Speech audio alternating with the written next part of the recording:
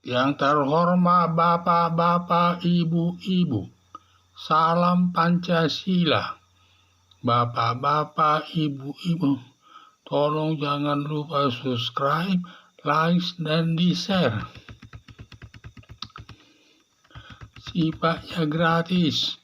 Pada hari Selasa tanggal 7 Mei tahun 2024, saya akan mengomentari gugatan Partai Demokrasi Indonesia Perjuangan kepada Komisi Pemilihan Umum diterima Peradilan Tata Usaha Negara terkait pembatalan pelantikan Capres Prabowo Subianto.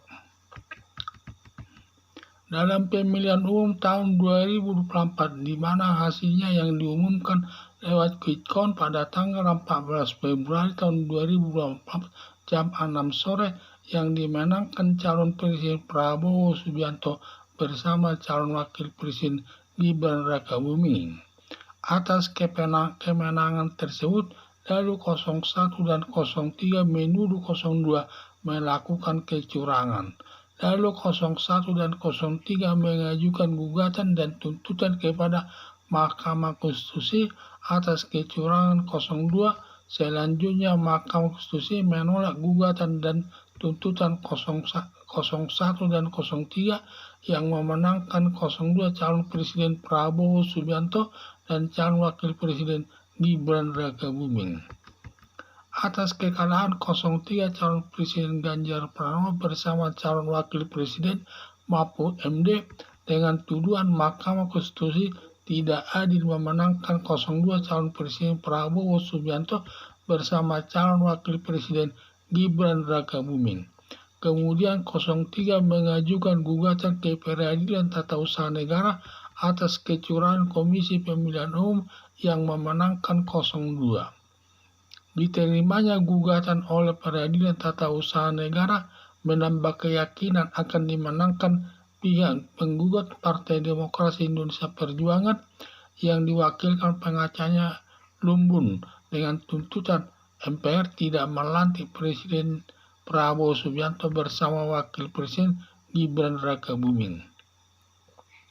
Semua alat bukti yang diajukan pengacara Partai Demokrasi Indonesia Perjuangan lewat pengacara Lumbun diduga kuat untuk memenangkan gugatan tersebut, antara lain paling kuat pembuktiannya karena Komisi Pemilihan Umum menerima Gibran Rakabuming menjadi calon Wakil Presiden, padahal umurnya baru 35 tahun, sedangkan peraturan yang berlaku di Komisi Pemilihan Umum bahwa umur calon Wakil Presiden berumur minimal 40 tahun.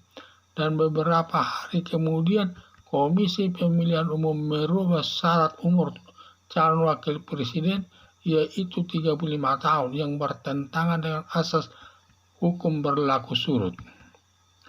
2. Bertempat di lapangan terbang Halim Perdana Kusuma menyatakan bahwa Presiden boleh kampanye dan berpihak, yang tidak boleh menggunakan fasilitas negara yang bertentangan dengan Undang-Undang Nomor 7 Tahun 2017 tentang Pemilihan Umum, karena dalam ketentuan tersebut Presiden tidak boleh ikut kampanye, harus netral, dan status Presiden yang bisa ikut kampanye kalau salah satu paslon calon Presiden, padahal Presiden Joko Widodo tidak ikut salah satu calon Wakil Presiden.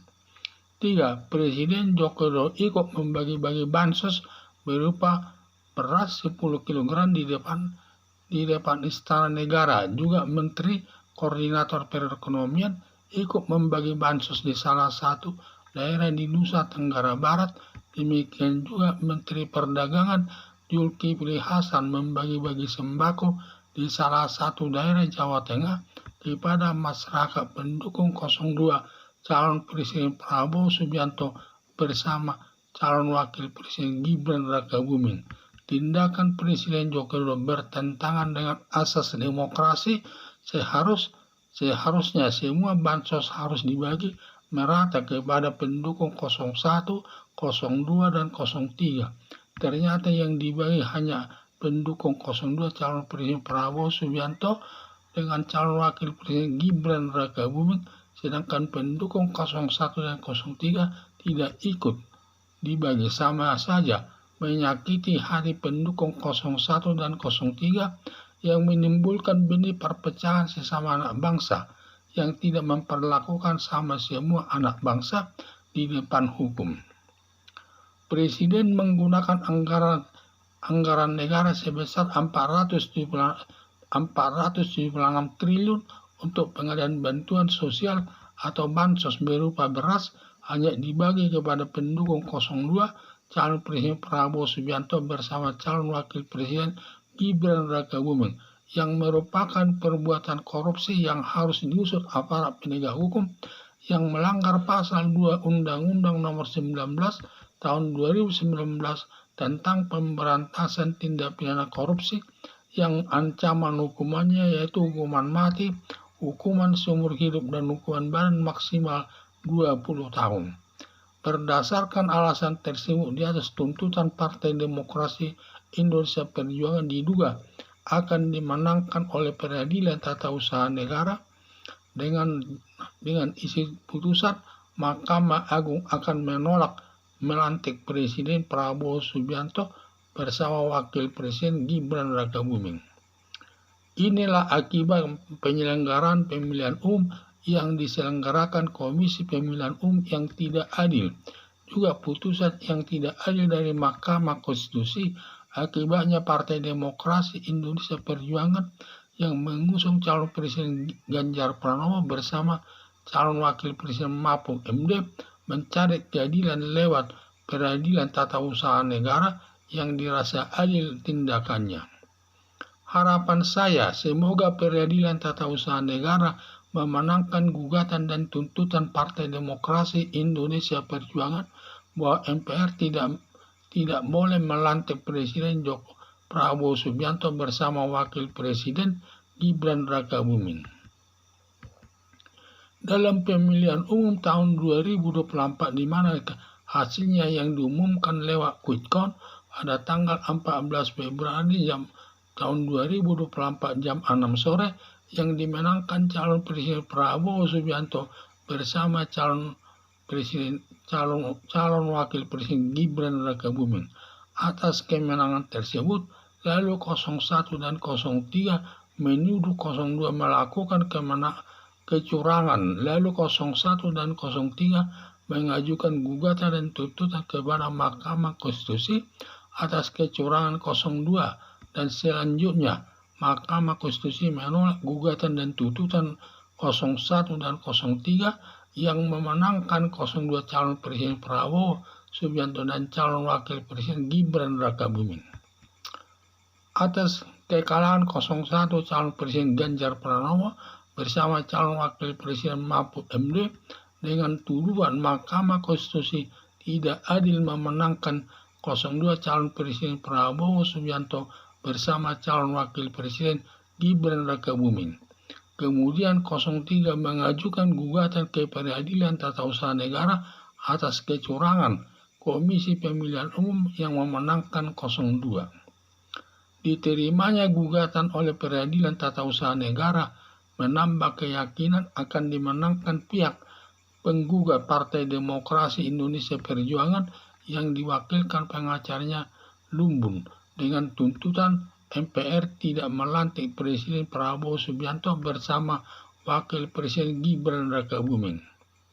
Semua alat bukti yang diajukan pengacara Partai Demokrasi Indonesia Perjuangan Lumbun diduga kuat untuk memenangkan gugatan tersebut.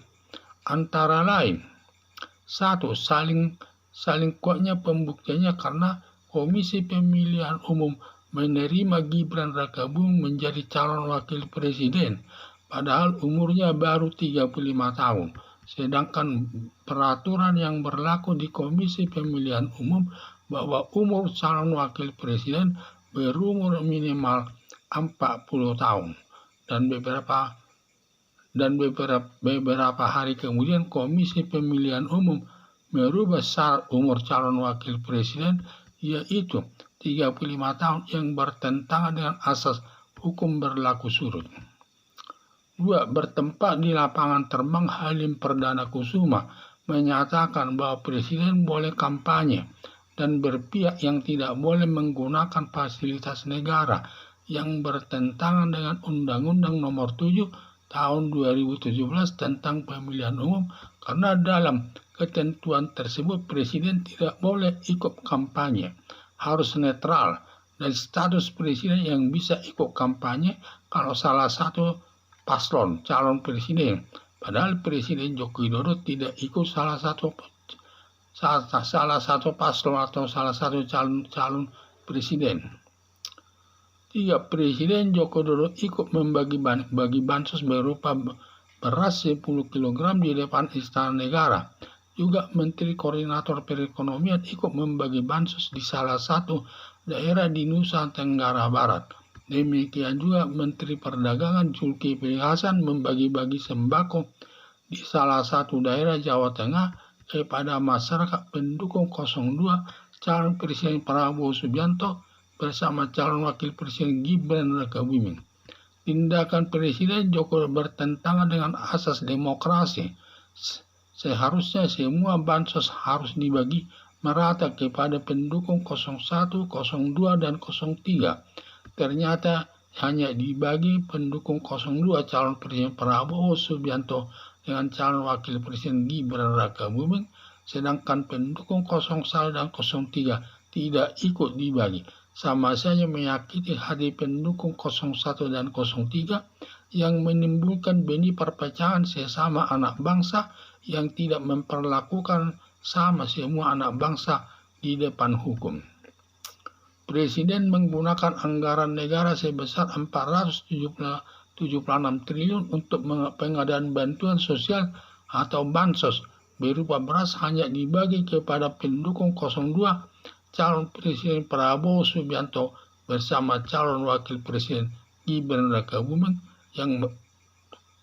yang merupakan perbuatan korupsi yang harus diusut aparat penegak hukum yang melanggar pasal 2 Undang-Undang Nomor 19 Tahun 2019 tentang pemberantasan tindak pidana korupsi yang ancaman hukumannya yaitu hukuman mati, hukuman seumur hidup, dan hukuman badan maksimal 20 tahun.